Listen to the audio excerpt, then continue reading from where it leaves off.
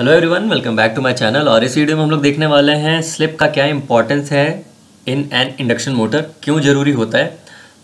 अगर basic terms में बोलूँ तो स्लिप ही वो फैक्टर है जिसके चलते जो रोटर पार्ट है with the help of mutual induction, Faraday's law of mutual induction, उसके थ्रू रोटर पार्ट रोटेट होता है इंडक्शन मोटर में। और विदाउट स्लिप, अगर स्लिप नहीं है तो मोटर रोटेट नहीं होगा। क्या इंपॉर्टेंस है, हम लोग नेक्स्ट स्लाइड से शुरू करते हैं। स्लिप को समझने के लिए हम लोग को रोटेशन ऑफ इंडक्शन मोटर को समझना पड़ेगा। तो पहले इस पार्ट को देखते हैं। तो सबसे पहले हम लोग 3 फेज सप्लाई देते हैं स्टेटर को। तो उसके चलते लेट्स एज्यूम एक क्लॉकवाइज डायरेक्शन में रोटेटिंग मैग्नेटिक फील्ड जनरेट हुआ। तो दैट रोटेटिंग मैग्नेटिक फील्ड अब रोटर पार्ट को टच करेगा बिटवीन द एयर गैप्स, और with the help of right hand rule EMF generate होगा रोटर पार्ट पे। तो रोटर में भी करंट जनरेट होगा और उसमें भी that is magnetic field generate होगा। अब with the help of left hand rule and combined effect of both the like flux, जो स्टेटर का फ्लक्स है और रोटर का फ्लक्स है वो एक दूसरे को टकराएगा, और उसके चलते जो रोटर पार्ट है वो रोटेट करना शुरू होगा।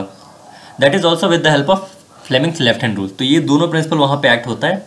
अब रोटर रोटेट होने शुरू हुआ तो रोटर का क्या कंडीशन रहेगा कि रोटर ट्राई करेगा जो स्पीड है, जो रोटेटिंग मैग्नेटिक फील्ड का स्पीड है, उस स्पीड को कैच करने का। यहाँ पे स्लिप का फॉर्मेशन होता है। जैसे ही रोटर स्टेटर के जो स्टेटर मैग्नेटिक फील्ड है उसको, उसकी स्पीड को कैच करना चाहेगा, तो वहाँ पे जो रिलेटिव स्पीड है, रिलेटिव मोशन है बिटवीन स्टेटर एंड रोटर, वो जीरो हो जाएगा। सिंस रिलेटिव स्पीड जीरो हो गया तो वहाँ पे जो भी इंडक्शन है बिटवीन स्टेटर एंड रोटेशन वो जीरो हो जाएगा और मोटर स्टॉप होगा। तो इसी चीज़ को, मोटर को स्टॉप नहीं होने देने के लिए स्लिप टर्म इंट्रोड्यूस होता है, जो कि होता है difference between rotating magnetic field and actual rotor speed. So that जो रोटर है कंटिन्यूसली रोटेट होता रहे और कंटिन्यूसली ट्राई करे जो स्टेटर है उसके स्पीड को टच करने का। बट ऐसा एक्चुअली होगा नहीं, और जब भी होगा वहाँ पे स्लिप फॉर्मेशन होगा और रोटर मोमेंटली स्टॉप होगा and again it will try to run back. अब आते हैं फॉर्मूलाज पे। जैसा कि मैंने बोला, slip is a difference between synchronous speed that is ns, और उसका फॉर्मूला होता है 120 f/p, और n that is actual speed of the rotor. तो ये रहा, और उसका s is equal to ns minus n as per definition, और यूनिट है रिवॉल्यूशन पर सेकेंड, और परसेंटेज में भी उसको यूनिट को कह सकते हैं as a percentage of synchronous speed. तो ये था इसका डेफिनेशन। नेक्स्ट फॉर्मूलाज को देखते हैं। जैसा कि लास्ट स्लाइड में हमने देखा, स्लिप या फिर slip speed is equal to ns minus n। ns is synchronous speed और n तो actual speed that is rotor speed. और n को कैलकुलेट करने के लिए सिंपल है, ns bracket 1 minus s that is slip का वैल्यू जो रहेगा।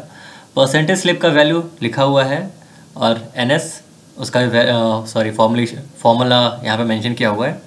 और रोटर की स्पीड को हम लोग को एक्चुअली मेज़र करना पड़ेगा, वो उसका कोई फॉर्मूला नहीं है। जनरली मोटर के नेम प्लेट पे एक्चुअल जो स्पीड रहता है वो मेंशन किया रहता है। जनरली अगर 1500 का ns है तो n होगा ऑलमोस्ट 1485 या फिर 1487 RPM।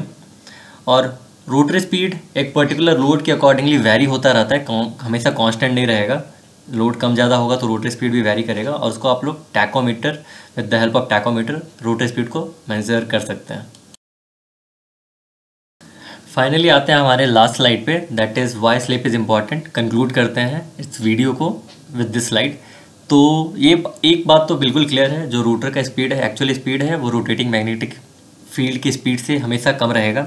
इन केस दोनों अगर सेम हुआ तो वहाँ पे Faraday's law of electromagnetic induction का जो 3 प्रिंसिपल है, that is relative speed between coil and magnetic field, वो ज़ीरो हो जाएगा इन केस अगर दोनों सेम होता है तो। If both are equal then relative speed between both zero होगा। दोनों जीरो हुआ तो रोटर का जो EMF है वो जीरो हो जाएगा, कुछ भी प्रोडक्शन नहीं होगा EMF का। EMF प्रोड्यूस नहीं हुआ तो करंट प्रोड्यूस नहीं होगा, और करंट प्रोड्यूस नहीं हुआ तो फाइनली जो टॉर्क है, जो एक बेसिक थिंग है रोटेशन को मेंटेन करने के लिए, वो जीरो हो जाएगा। तो this is why slip is important. Hope आपको समझ में आया होगा। If so please like the video, subscribe the channel. Thank you so much.